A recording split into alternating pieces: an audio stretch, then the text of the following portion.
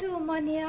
আজকে ছুটির দিন, রোববারটা মানে ঘুম থেকে উঠতেই এত লেট হয়ে যায়, সারাটা দিন ল্যাদ খেতে খেতেই কেটে যায় যা হয়। এখন বাজে 3টে, এখন আমাদের লাঞ্চ হয়নি, কারণ ওই সকাল থেকেই যেহেতু দিদিসরার অফিস থাকে না, আমার অফিস থাকে না, মানে একদম মানে চিল মুডে থাকি আমরা। মানে ঘুম থেকে উঠি 12টা, সাড়ে 12টা, 1টার আগে তো উঠিই না।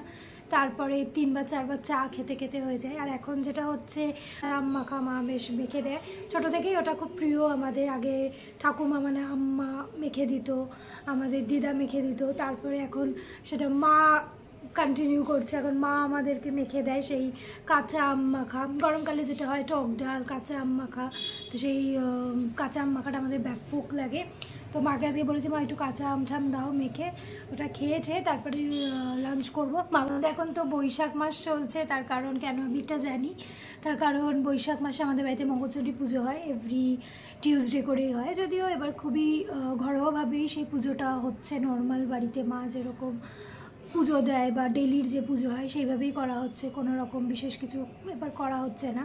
তো সেটা এভরি টিউসডে করে হয়, তো সেটা নিয়ে একটু কথা হচ্ছিলো যে কি হবে না হবে। তো মাও বললো যে না এবার বিশেষ কিছু হবে না, নর্মাল যেরকম ফল মিষ্টি দিয়ে। কারণ তোমরা যারা আমাদের ভিডিও দেখো তারা জানো যে আমাদের 111তম পুজো আগের বার হয়েছিল, তো এবছর সেটা হিসাব মতো 112তমতে পা দিল।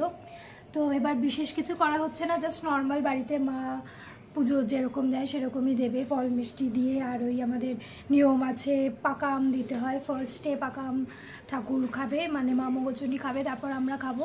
যদিও আমি ওই নিয়মগুলো খুব একটা ফলো করি না, মানে করা হয়ও না। বাড়িতে বড়রা যারা আছে মানে লাইক মা পিসিরা তারা মানে তারা করে, আমাদের আর বাইরে অত বেরোলে এসব করা টরা হয় না। যদিও এটা বাড়ির নিয়ম চলে এসছে এতদিন ধরে, তো সেটাই হচ্ছে। তো এখন মাকে বলেছি যে মা প্লিজ তুমি একটু কাঁচা আমটা মেখে দাও, ওটা আমরা টেস্ট করে তারপর লাঞ্চে যাব। তো দেখি ওইদিকে হয়েছে কিনা কাঁচা আম মাখা।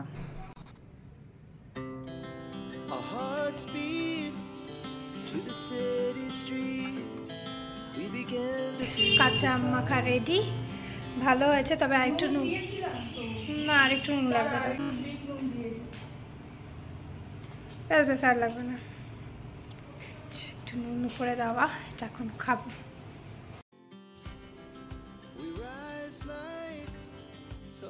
জিনিস চলে এসছে, অর্ডার দিয়েছিলাম যেগুলো, সব জিনিসপত্র আছে।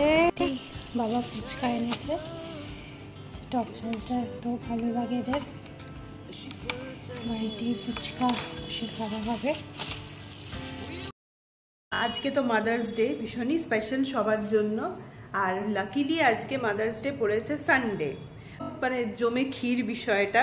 অফিস ছিল না, সারাদিন ধরেই গল্প আড্ডা চলছে। সেলিব্রেশন তো আর ওইভাবে কিছু হয়নি, ওই 4 জন, আমি, বাবা, মা, বোন একসাথে বসে সকাল থেকে ঘন ঘন বাড়িতে থাকলে যা হয়, চা খাওয়া, কফি খাওয়া, একসাথে বসে গল্প আড্ডা।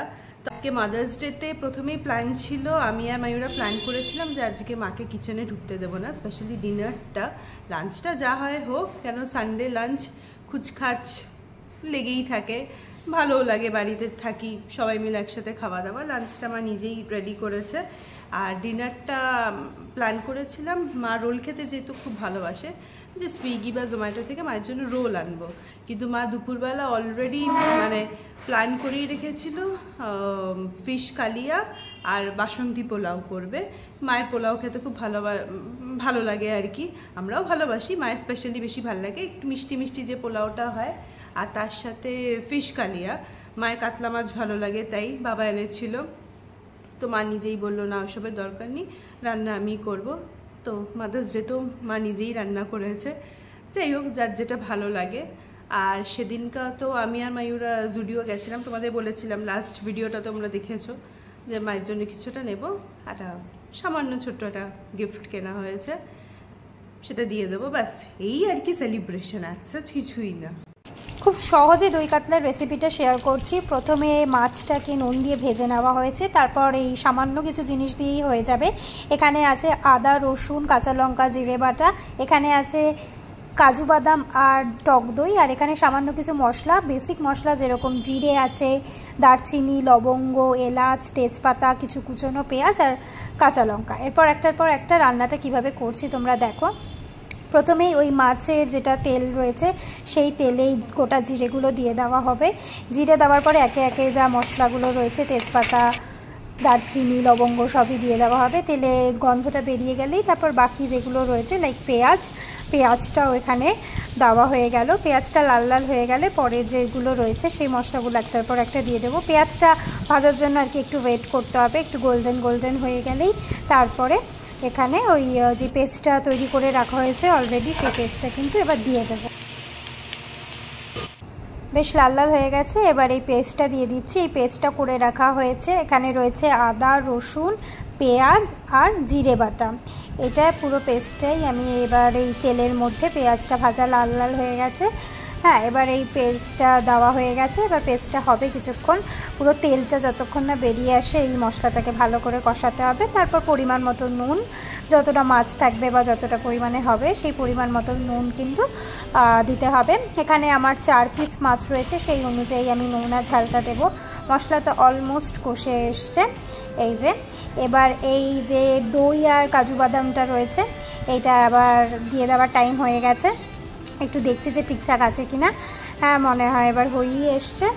এই যে খুব সুন্দর একটা স্মেল বেরিয়ে গেছে অলরেডি পেঁয়াজ আর বাকি মশলা।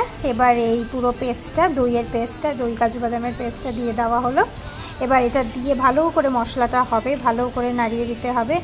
আর এই দইটা দেওয়াতেই পুরো কালারটা চেঞ্জ হয়ে যায়। আর যেহেতু কাজু বাদামও একটু দেওয়া রয়েছে, খুব বেশি ইউজ করা হয়নি, অল্পই দেওয়া হয়েছে, তার ফলে গ্রেভিটার মধ্যে কিন্তু একটা থিকনেস চলে আসবে। আর ঠিক তেমনি এর স্মেল হবে। গ্রেভি বানানোর জন্য জল দিয়ে দিয়েছি, আর এইটা ইউজ করলাম একটু চিনির আমার পাউডার করা ছিল, সেই পাউডারটাই দিয়ে দিয়েছি। তোমরা এমনি নর্মাল চিনিও দিতে পারো, কোনো অসুবিধা নেই। পরিমাণ মতো একটু চিনি স্বাদটাকে ব্যালেন্স করার জন্য দিয়ে এবার বেশ ভালো করে অনেকক্ষণ ধরে বেশ মশলাটা কষানো হবে। আমি আরেকটু জল দিলাম, যেহেতু গ্রেভিটা করা হবে, পোলাও দিয়ে খাবো বলে গ্রেভিটা একটু রাখছি। একদম মাখাও এটা খেতে খুব ভালো লাগে। এবার ভেজে রাখা মাছগুলো একটার পর একটা দিয়ে দেব। মাছগুলো যাতে ভেঙে না হয় সেই খেয়াল রাখতে হয়। তো মাছগুলো এবার সুন্দর করে একটার পর একটা দিয়ে দিচ্ছি। এরপরে উপর থেকে কাঁচা লঙ্কাটা দেওয়া হলো। এবার অনেকে এই রান্নাটায় শেষে গরম মশলা, ঘি দেয়, কিন্তু আমি এই রান্নাটায় লাস্টে কিছুই আর অ্যাড করিনি, ঘি গরম মশলা কিছুই অ্যাড করিনি। নর্মালটাই খুবই ভালো লাগছিলো খেতে, তাই জন্য আর ঘি দিইনি।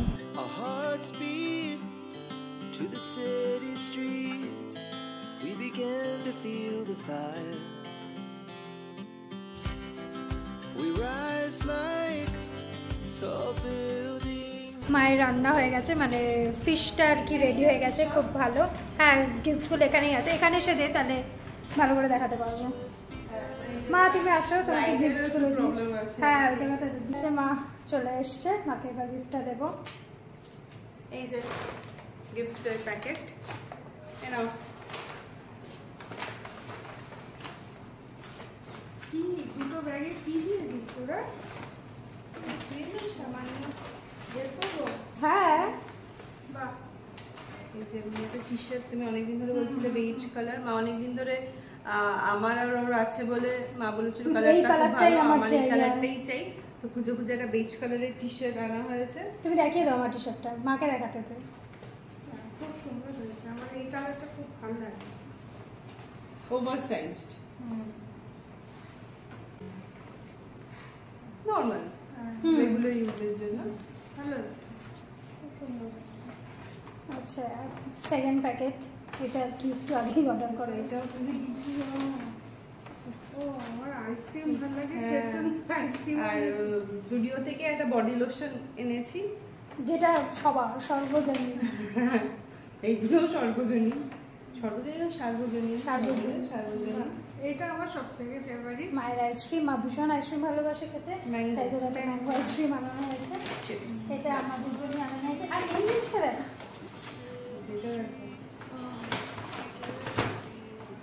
বাহ, এটা মাদার্স ডে উইশ, সেই যে মাদার্স ডে উইশ এরকম ভাবে কিছু দেওয়া আছে letter.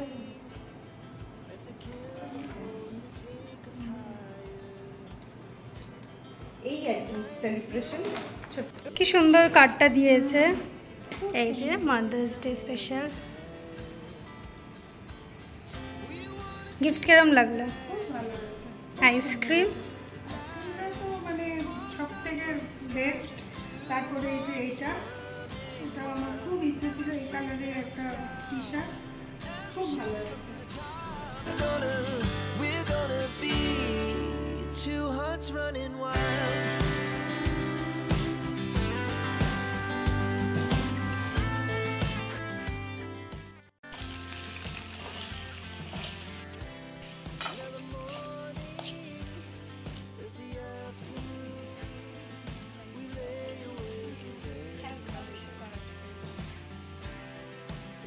So loud as the hours pass, we're gonna do it all again. We wanna chase the night.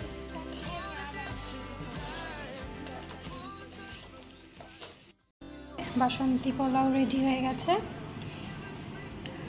আর সাথে এই মিষ্টিটা দিদি নিয়ে এসেছিল কালকেই। এটা কি যেন কি বলে মিষ্টিটাকে? হ্যাঁ, স্টাফ করা, ভালো কথা। এটা তখন মিস হয়ে গেছে বলা, আমি চাটনি করে রেখেছিল মা দুপুরবেলা।